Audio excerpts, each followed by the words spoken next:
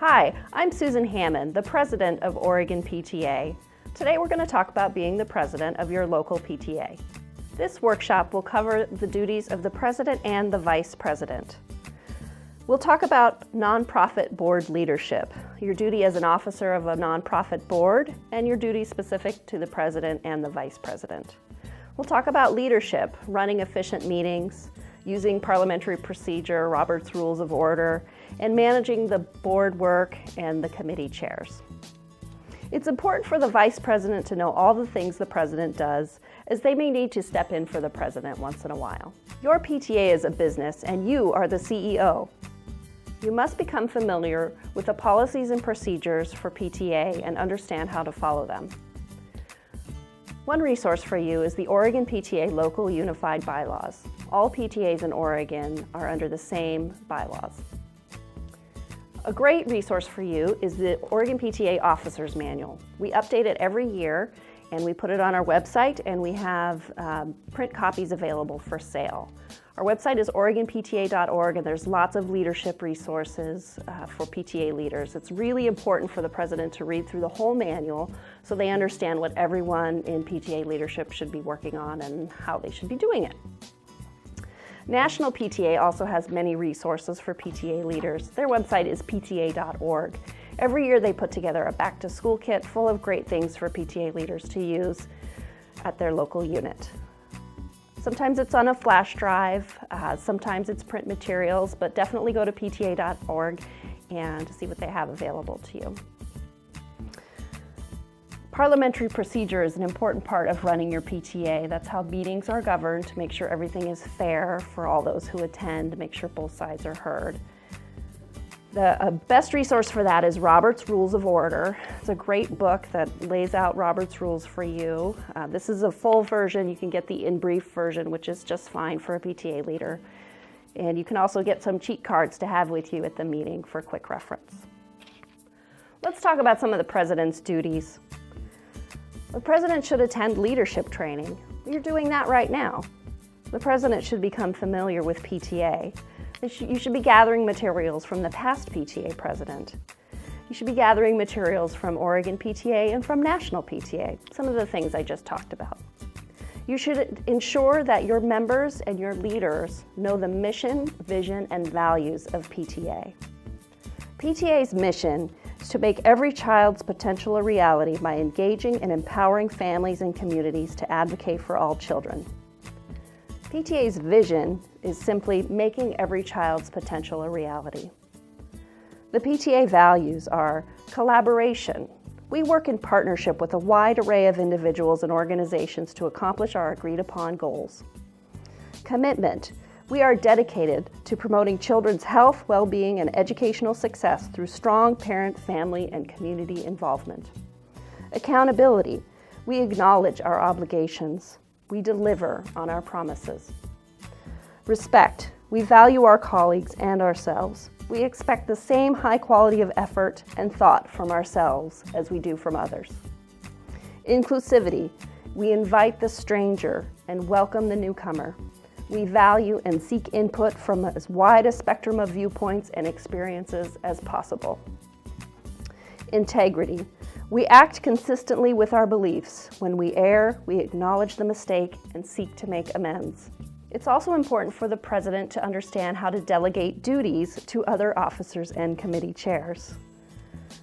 The president networks with community leaders who share the goals of PTA. Some examples of those are your school principal or local business leader, or maybe local government officials.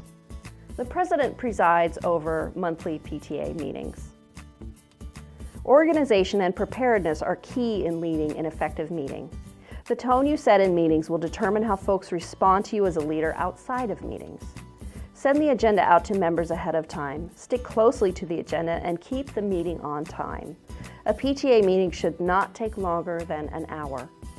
Stay mindful of committee chairs trying to do committee work during a general membership meeting, and do not allow it. Use time limits and a timekeeper if you need one. If a quorum is present, call the meeting to order. A quorum, what's a quorum?